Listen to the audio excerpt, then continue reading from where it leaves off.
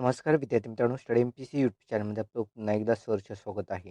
विद्यार्थी मित्रांनो, मागील लेक्चरमध्ये आपण महनीय व्यक्ती, ज्या महत्त्वपूर्ण व्यक्ती 2021 या इयर्समध्ये महत्त्वपूर्ण होत्या, त्यावरती आपण व्हिडिओ बनवलेला आहे. चालू घडामोडीविषयक.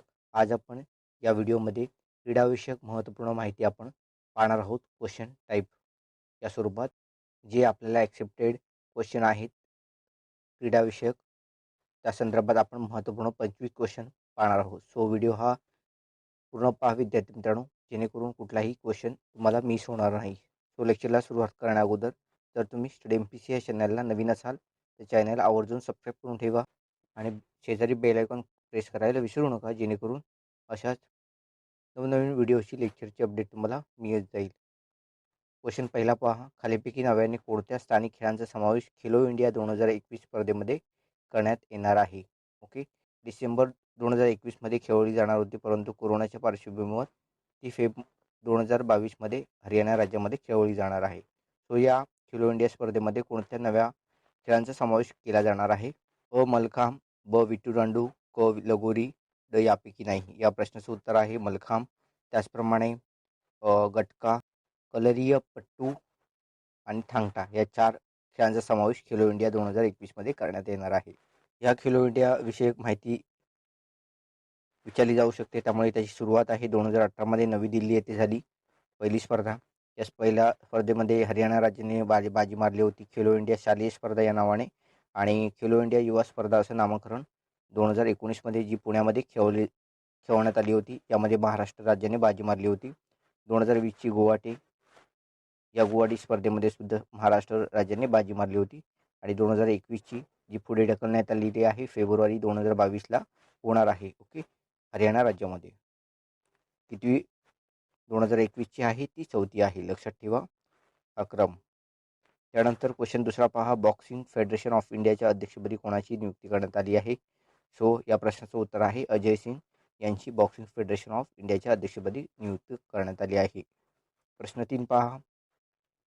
ॲथलेटिक्स फेडरेशन ऑफ इंडिया कनिष्ठ गटाच्या निवड समितीच्या अध्यक्षपदी कोणाची नियुक्ती करण्यात आली आहे? सो या प्रश्नाचं उत्तर आहे PT उषा यांची कनिष्ठ गटाच्या निवड समितीच्या अध्यक्षपदी नियुक्ती करण्यात आली आहे आणि याच फेडरेशनच्या वरिष्ठ गटाच्या निवड समितीच्या अध्यक्षपदी गुरुबच्चन सिंग रंधवा यांची नियुक्ती करण्यात आली आहे. लक्षात ठेवा, महत्त्वपूर्ण आहे.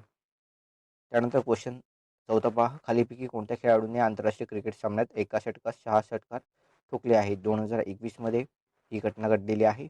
तो या प्रश्नाचं उत्तर आहे विद्यार्थी मित्रांनो कायरन पोलार्ड, वेस्ट इंडिजचा खेळाडू आहे. याने श्रीलंकेविरुद्ध अकिला धनंजया या स्पिनर विरुद्ध त्याने 6 षटकार एकाच वेळा लगावले आहेत.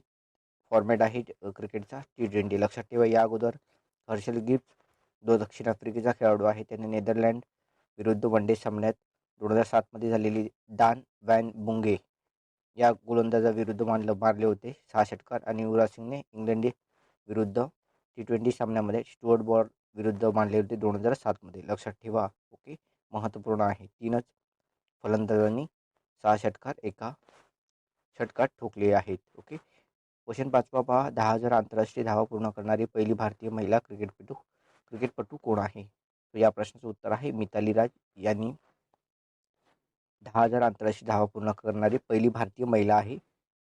आता त्याच्या खालचा क्वेश्चन पहा. 10,000 आंतरराष्ट्रीय धावा पूर्ण करणारी जगातील पहिली महिला क्रिकेटपटू कोण आहे? या प्रश्नाचं उत्तर आहे विद्यार्थी मित्रांनो शार्लोट एडवर्ड. इंग्लंडची खेळाडू आहे, जिने 10,000 धावा पूर्ण केलेल्या आहेत. लक्षात ठेवा, महत्त्वपूर्ण आहे. यामध्ये कन्फ्युजन होऊ देऊ नका. पहिली भारतीय 10,000 धावा पूर्ण करणारी पहिली महिला कोण? तर मिताली राज. आणि जगामध्ये 10,000 धावा पूर्ण करणारी पहिली महिला कोण? तर शार्लोट एडवर्ड. ओके. त्यानंतर क्वेश्चन 7 पहा. कोपा अमेरिकन 2021ची फुटबॉल स्पर्धा कोणत्या देशाने जिंकली?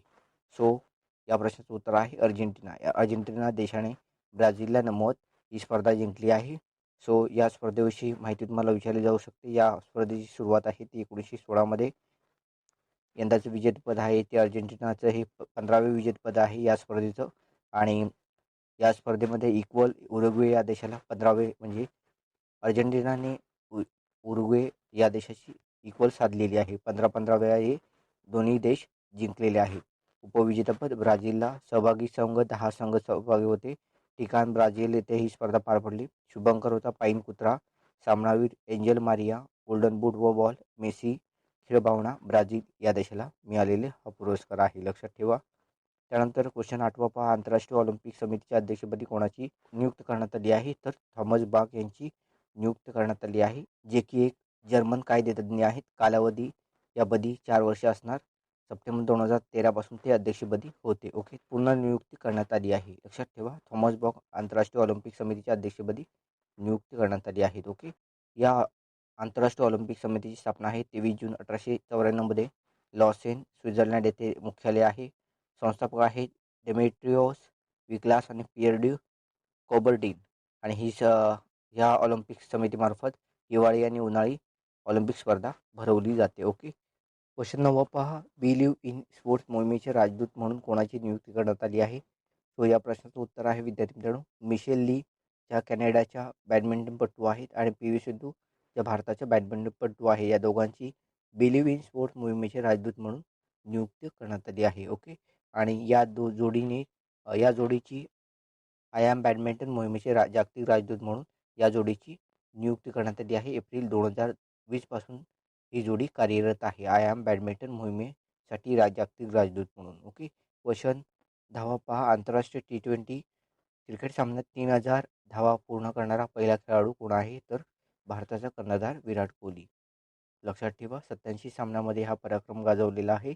3000 धावा पूर्ण करणारा पहिला खेळाडू कोण? विराट कोहली आहे. ओके, त्यानंतर मार्टिन गुप्टिल आणि रोहित शर्मा यांचा क्रम आहे. सो त्यांनी कंप्लीट केलेला नाहीत, परंतु यांचा क्रम लक्षात ठेवा. विराट कोहली, मार्टिन गुप्टिल आणि रोहित शर्मा. क्वेश्चन 11 पहा. आंतरराष्ट्रीय वन डे क्रिकेट सामन्यात 7000 धावा पूर्ण करणारी पहिली महिला कोण आहे? सो मिताली राज, सामने 213. ओके, वन डे क्रिकेट सामन्यात तिने दक्षिण आफ्रिकेविरुद्ध खेळताना हा इतिहास घडवलेला आहे. लक्षात ठेवा, 7000 धावा वन डेमध्ये पूर्ण करणारी पहिली महिला कोण? भारतीय मिताली राज. ओके, क्वेश्चन 12 जगातील सर्वात मोठे स्टेडियम कोणत्या देशात स्थित आहे? तो साहजिकच आहे, या प्रश्नाचं उत्तर आहे भारत, जे की गुजरात राज्यामध्ये स्थित असणारं मोटेरा स्टेडियम आहे. पहिल्यांदा नाव सरदार वल्लभभाई पटेल होतं, जे की नंतर नरेंद्र मोदी स्टेडियम करण्यात आलं. मोटेरा अहमदाबाद. उद्घाटन या स्टेडियमचं राष्ट्रपती रामनाथ कोविंद यांच्या हस्ते फेब्रुवारी 2021 याचं उद्घाटन करण्यात आलं. प्रेक्षक क्षमता आहे 1,32,000. कंपनी या स्टेडियमची बांधकाम करणारी कंपनी आहे लार्सन अँड टुब्रो. क्षेत्र 63 एकर क्षेत्रामध्ये हे स्थित असणारं किंवा विस्तारित असणारं हे स्टेडियम आहे. त्याचप्रमाणे मेलबर्न क्रिकेट स्टेडियम दुसरं जगातील सर्वात मोठं स्टेडियम, 1,24,00,000 अशी त्याची कॅपॅसिटी आहे. Melbourne cricket stadium Australia. त्यानंतर ईडन गार्डन क्रिकेट स्टेडियम 80,000 जे की कोलकाता येथे आहे. सय्यद वीर नारायण क्रिकेट स्टेडियम 65,400 रायपूर छत्तीसगड राज्यामध्ये भारतामध्ये आहे. पर्थ क्रिकेट स्टेडियम 61,266 हे सुद्धा ऑस्ट्रेलियामध्ये आहे. आणि Rajiv Gandhi cricket stadium Hyderabad 55,000 cricket प्रेक्षक क्षमतेची ही स्टेडियम आहेत. लक्षात ठेवा, पहिला मोटेरा स्टेडियम गुजरात अहमदाबाद, त्यानंतर मेलबर्न, त्यानंतर ईडन, त्यानंतर सय्यद, त्यानंतर पर्थ, त्यानंतर राजीव गांधी क्रिकेट स्टेडियम असा क्रम लक्षात ठेवा. त्यानंतर क्वेश्चन 13 पहा. 2021 सॅफ फुटबॉल स्पर्धेचा उपविजेता कोण आहे? लक्षात ठेवा, सेकंड रनरअप विचारलेला आहे. नीट प्रश्न वाचताना नीट वाचा. सेकंड रनरअप कोण आहे? उपविजेता सॅफ फुटबॉल स्पर्धा 2021. सो या प्रश्नाचं उत्तर आहे नेपाळ. भारत या स्पर्धेचा विजेता आहे, लक्षात ठेवा. भारताने या स्पर्धेत 8वं विजेतेपद जिंकलं आहे, लक्षात ठेवा. नेपाळला हरवून 2021 सॅफ फुटबॉल स्पर्धेचा अंतिम सामना भारताने जिंकलेला आहे.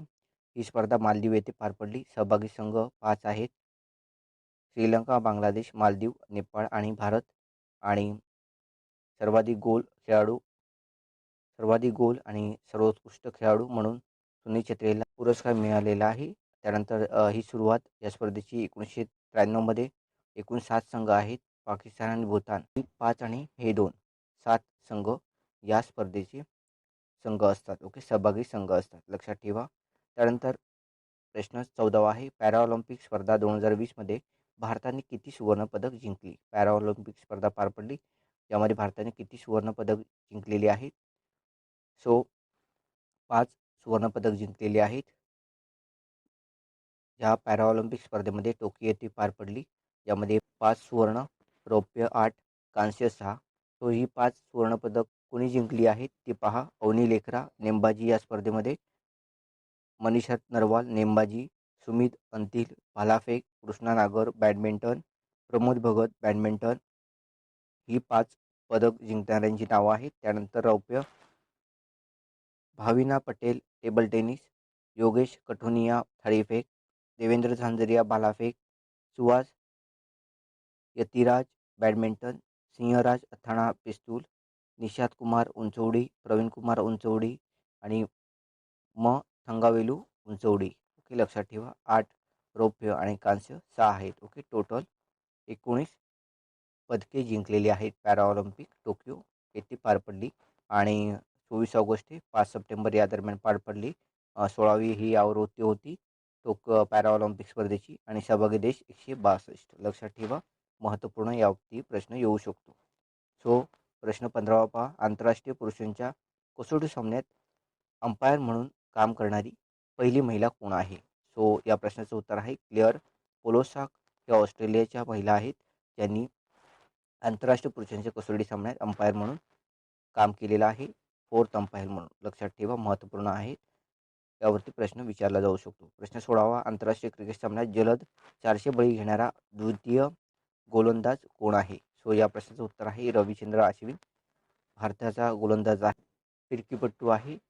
सामने 77 घेतले 400 बळी घेण्यासाठी आणि सर्वाधिक फास्टेड 400 बळी घेणारा मुथय्या मुरलीधरन, श्रीलंकेचा गोलंदाज, ज्याने 72 सामने अवघे घेतले. या 72 सामन्यात त्याने 400 बळी घेतलेले आहेत. ओके, त्यानंतर 400 प्लस घेणारे भारतीय खेळाडू कोण कोण आहेत? अनिल कुंबळे 619, कपिल देव 434 आणि हरभजन सिंग 417. ओके, प्रश्न 17वा आहे. आंतरराष्ट्रीय पुरुषांच्या कसोटी सामन्यात 300 बळी घेणारा ईशांत शर्मा अनुक्रमे कितवा भारतीय आणि जगातील गोलंदाज आहे? जगातील व भारतीय अनुक्रमे असा कितवा गोलंदाज आहे? ईशांत शर्मा त्यांनी 300 बळी घेतलेले आहेत.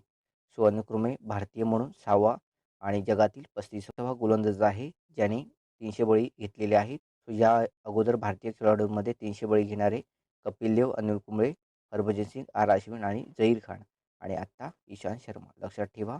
प्रश्न 18वा. कोणत्या भारतीय धावपटूची आसामच्या पोलीस उपअधीक्षकपदी नियुक्ती करण्यात आली आहे? सो या प्रश्नाचं उत्तर आहे हिमा दास. थिंग एक्सप्रेस, जिने जुलै 2021 मध्ये आंतरराष्ट्रीय स्पर्धेमध्ये 5 सुवर्णपदकाला गवसणी घातली होती. ओके, ही ॲथलेटिक्स आहे. लक्षात ठेवा, महत्त्वपूर्ण आहे. त्यानंतर क्वेश्चन 19वा. टोकियो ऑलिम्पिकसाठी पात्र ठरलेली पहिली भारतीय तलवारबाज कोण? तो या प्रश्नाचं उत्तर आहे सी ए भवानी देवी. या पहिल्या भारतीय आहेत ज्यांनी तलवारबाजी या स्पर्धेमध्ये पात्र ठरलेला पहिल्या भारतीय आहेत. ओके, तामिळनाडूचे आहेत. ओके, त्यानंतर प्रश्न 20वा. BBC Indian sports woman of the year पुरस्काराने कोणाला गौरवण्यात आले? सो कोनेरू हम्पी. ओके, ह्या बुद्धिबळपटू आहेत. ओके, लक्षात ठेवा. त्यानंतर क्वेश्चन 21वा आहे. टोकियो ऑलिम्पिक स्पर्धेतून कोणत्या देशाने माघार घेतली आहे? सो उत्तर कोरिया या देशाने माघार घेतलेली आहे कोरोनाच्या रिझनमुळे. ओके, क्वेश्चन 22वा. टोकियो ऑलिम्पिकमध्ये भारताने किती कांस्यपदक जिंकली आहेत? महत्त्वपूर्ण आहे क्वेश्चन. 4 कांस्यपदक जिंकलेली आहेत. सो या टोकियो ऑलिम्पिकची माहिती पाहूया आपण. टोकियो ऑलिम्पिक 2020 आहे, जी की 2021 मध्ये पार पडली. 23 जुलै ते 8 ऑगस्ट 32वी आवृत्ती.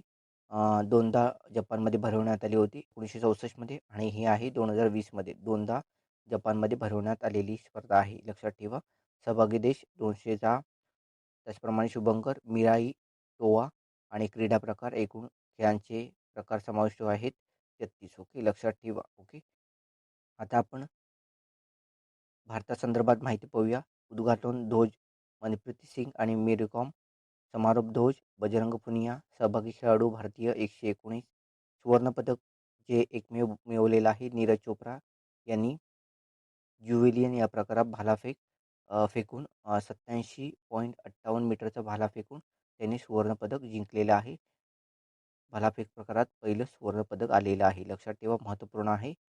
हे अंतर लक्षात ठेवा. त्यानंतर रौप्य पदक, 2 रौप्य पदक आलेले आहेत भारताच्या पदरी. मीराबाई चानू वेट लिफ्टिंग या प्रकारामध्ये 49 किलोग्रॅम वजनी गटात आणि रविकुमार दहिया कुस्तीमध्ये 57 किलोग्रॅम वजनी गटात. लक्षात ठेवा, कांस्यपदक 4 आलेली आहेत. एक सांघिक आहे, भारतीय पुरुष हॉकी संघाने मिळवलेला आहे, जर्मनीला मात देऊन 5-4ने पराभूत करून. ओके. त्यानंतर बॉक्सिंगमध्ये 69 किलोग्राममध्ये लोविलिना बोर्गोहेन हिने मिळवलेलं हे कांस्यपदक आहे. आसामच्या आहेत या. पी.व्ही. सिंधू बॅडमिंटन या प्रकारामध्ये पी.व्ही. सिंधू ही एकमेव भारतीय असावी जिने 2016मध्ये रौप्य पदक जिंकलेलं होतं आणि आताच्या 2020मध्ये तिने कांस्य पदकाला गवसणी घातलेली आहे. बजरंग पुनिया याने कुस्ती या प्रकारामध्ये 65 किलोग्राम वजनी गटात त्याने कांस्य पदक जिंकलेलं आहे. लक्षात ठेवा. त्यानंतर ह्या ऑलिम्पिकमध्ये पहिला क्रमांक अमेरिकेचा होता, 113 पदकं होती. चीनचा 88, जपान 58, ब्रिटन 65 आणि भारत 48व्या क्रमांकावर होता. जपानची ब्रिटनपेक्षा पदके कमी आहेत, परंतु गोल्डवरती रँक ठरत असते. जपानला आय थिंक 27 गोल्ड आहेत आणि ब्रिटनला 22 आहे. त्यामुळे जपान थर्ड रँकवरती आहे, लक्षात ठेवा. आणि भारत 48व्या क्रमांकावर आहे एकूण 7 पदके घेऊन. ओके. प्रश्न 23वा, टोकियो ऑलिम्पिकमध्ये कोणत्या खेळांचा नव्याने समावेश करण्यात आला? सो या प्रश्नाचं उत्तर आहे कराटे, 4x400, मिश्र रिले, स्केटबोर्डिंग, सर्फिंग आणि स्पोर्ट्स क्लाइम्बिंग इत्यादी नव्या खेळांचा समावेश 2020च्या ऑलिम्पिकमध्ये करण्यात आला, टोकियो ऑलिम्पिकमध्ये. लक्षात ठेवा, यावरती प्रश्न येऊ शकतो विद्यार्थी मित्रांनो. त्यानंतर प्रश्न 24वा, 2021 विम्बल्डन महिला ओपन स्पर्धेचे विजेतेपद कुणी जिंकलं? तर ॲश्ले बार्टी यांनी हे जिंकलेलं आहे. लक्षात ठेवा, ही ऑस्ट्रेलियाची खेळाडू आहे. प्रथमच या स्पर्धेचे विजेतेपद हिने जिंकलेलं आहे. ही स्पर्धा जिंकणारी दुसरी ऑस्ट्रेलियन खेळाडू. 2018मध्ये हिने फ्रेंच ओपन ही स्पर्धा जिंकली होती 2018ची. लक्षात ठेवा. त्यानंतर क्वेश्चन 25वा पहा, शेवटचा क्वेश्चन आहे. 2021 विम्बल्डन पुरुष ओपन स्पर्धेचे विजेतेपद कुणी जिंकलं आहे? नोवाक जोकोविच सर्बियाच्या खेळाडूने या स्पर्धेचं विजेतेपद जिंकलेलं आहे. त्याने एकूण त्याच्या नावावरती 20 ग्रँड स्लॅम आहेत. फ्रेंचची 2 आहेत, 2016-21. अमेरिकन 3 आहेत, 2011, 15, 18. विम्बल्डन 6 आहेत, 11, 14, 15, 18, 19, 21मध्ये जिंकलेली. ऑस्ट्रेलियन 2008, 11, 12, 13, 15, 16, 19, 20, 21. एकूण 9 ऑस्ट्रेलियन स्पर्धेचे विजेतेपद त्याच्या नावावरती आहे. सर्वात जास्त ऑस्ट्रेलियन, त्यानंतर विम्बल्डन, त्यानंतर अमेरिकन, त्यानंतर फ्रेंच. टोटल एकूण ग्रँड स्लॅम 20 आहेत नोवाक जोकोविचचे. लक्षात ठेवा. अशा प्रकारे 25 क्वेश्चन आपण पाहिलेले आहेत, जे परीक्षेला येऊ शकतात. राज्यसेवा पूर्व परीक्षा 2021, त्याचप्रमाणे दुय्यम सेवा पूर्व परीक्षा असेल, कंबाईन परीक्षा, यापैकी एकतरी प्रश्न तुम्हाला यावरती येऊ शकतो. सो हे तुम्हाला लेक्चर आवडलं असेल तर लाईक करा, कमेंट करा आणि जास्तीत जास्त विद्यार्थी मित्रांना शेअर करण्याचा प्रयत्न करा, जेणेकरून क्वालिटी प्रश्न त्यांना मिळून जाईल. तुर्तास थांबू इथंच. भेटू पुन्हा पुढील लेक्चरमध्ये.